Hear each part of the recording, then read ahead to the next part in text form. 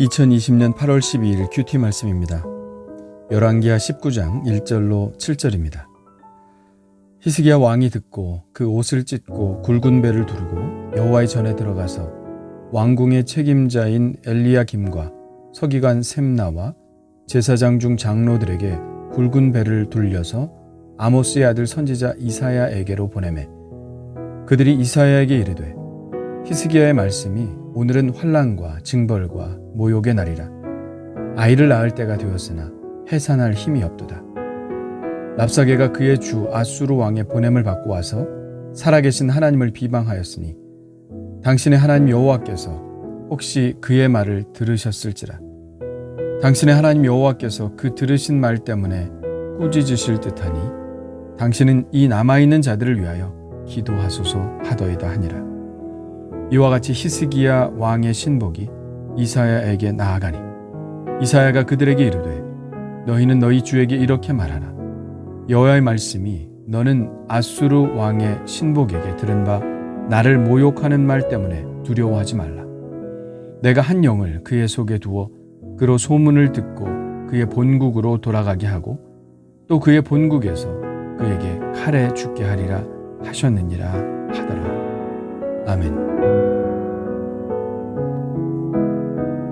랍사게의 말을 들은 히스기야는 그 옷을 찢고 굵은 배를 두르고 하나님의 전에 들어가서 왕궁의 책임자인 엘리야김과 서기관 셈나와 제사장 중 장로들을 만납니다. 이사야에게 보내기 위해서입니다. 히스기야는 그들로 하여금 이사야에게 자신의 말을 전하게 하는데요. 그들은 히스기야 왕의 말을 이사야에게 이렇게 전달합니다. 히스기야의 말씀이 오늘은 환난과 징벌과 모욕의 날이라. 아이를 낳을 때가 되었으나 해산할 힘이 없도다. 이 비유는 유다 왕국의 상태를 가장 적절하게 표현하고 있습니다. 해산의 진통은 오는데 아기를 낳아야 할 산모에게 힘이 하나도 없다면 산모와 아기 둘 다 죽을 수밖에 없습니다.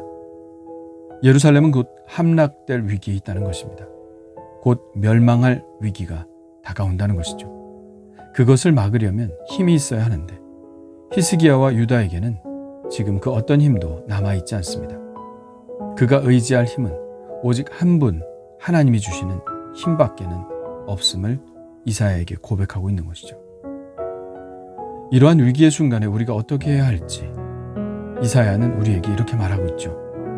이사야 40장입니다. 하나님 여호와 땅끝까지 창조하신 이는 피곤하지 않으시며 곤비하지 않으시며 명철이 한이 없으시며 피곤한 자에게는 능력을 주시며 무능한 자에게는 힘을 더하시나니 소년이라도 피곤하며 곤비하며 장정이라도 넘어지며 쓰러지되 오직 여호와를 앙망하는 자는 새 힘을 얻으리니 독수리가 날개치며 올라감 같을 것이요 다른 박질하여도 곤비하지 아니하겠고 걸어가도 피곤하지 아니하리로다. 이사야는 우리의 힘이 다 바닥났을 때 하나님이 주시는 새 힘을 얻기 위하여 하나님을 앙망하라고 말씀하고 있습니다. 히스기야는 지금 전혀 힘이 남아 있지 않습니다. 오직 구할 것은 하나님밖에 없었습니다. 히스기야는 이사야와 동일한 믿음을 가지고 있었죠. 그는 하나님을 앙망함으로 하나님이 주시는 힘을 구하고 있습니다. 히스기야는 계속해서 이렇게 말하고 있습니다. 랍사게가 그의 주 아수르 왕의 보냄을 받고 와서 살아계신 하나님을 비방하였으니 당신의 하나님 여호와께서 혹시 그의 말을 들으셨을지라. 당신의 하나님 여호와께서 그 들으신 말 때문에 꾸짖으실 듯하니 당신은 이 남아있는 자들을 위하여 기도하소서. 이 말씀에서 우리는 히스기야가 어떤 부분에 가장 마음 아파하고 있는지를 느낄 수 있습니다. 히스기야는 자기의 목숨을 잃을까 봐 두려워서 그러는 것도 아니었습니다. 예루살렘이 함락될까 봐 염려하는 것도 아니었습니다. 히스기야가 분노하고 가슴 아파하는 이유는 바로 하나님의 명예 때문이었습니다. 랍사게가 하나님의 명예를 마치 다른 이방 도시들에 있는 잡신 우상들과 비교하는 것에 울분을 토하고 있는 것이죠. 그래서 하나님의 이름을 욕되게 하고 있는 랍사게와 아수르 왕을 꾸짖어 달라고 이사야에게 부탁하고 있는 것입니다. 히스기야의 이 울분은 다윗의 울분을 떠올리게 합니다. 골리앗이 이스라엘과 싸우러 나와서 하나님의 이름을 모욕하는 것을 듣고 다윗은 분연히 일어섰죠. 전력에 있어서 골리앗과 다윗은 전혀 게임이 되지 않았습니다. 그러나 다윗은 하나님의 명예가 더럽혀지는 것에 대해서 참을 수가 없었습니다. 그는 전쟁에서 승리하기 위해서가 아니라 어떤 공을 세우기 위해서가 아니라 오직 하나님의 명예를 위해 골리앗과 맞섰습니다.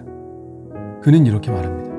너는 칼과 단창으로 내게 나아오거니와 나는 만군의 여호와 이름 곧 내가 모욕하는 이스라엘 군대의 하나님의 이름으로 내게 나아가노라. 다윗은 하나님을 사랑했습니다. 우리는 우리가 사랑하는 사람이 모욕을 당할 때 가만히 있지 못하죠. 다윗은 하나님을 사랑했기 때문에 울분을 느꼈던 것입니다.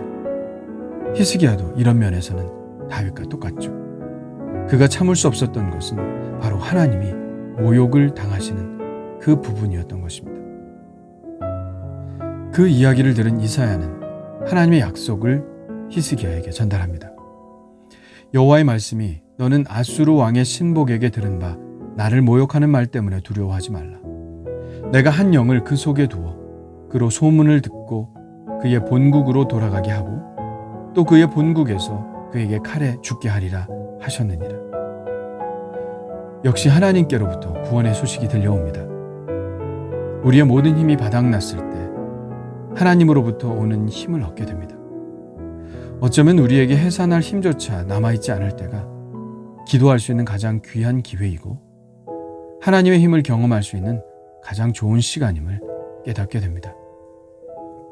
나에게 어떤 힘도 남아있지 않을 때 그때 우리는 절망할 것이 아니라 기도의 자리로 나아가고 응답의 자리로 나아가야 합니다.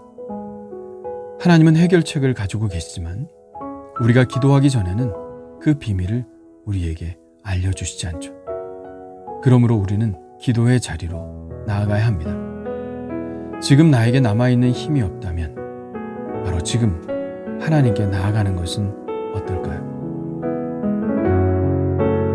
주님, 감사합니다. 절망의 순간은 누구에게나 오는 것이지만 그때 우리에게 하나님이 계시다는 사실을 떠올리는 사람은 복된 사람인 줄 압니다.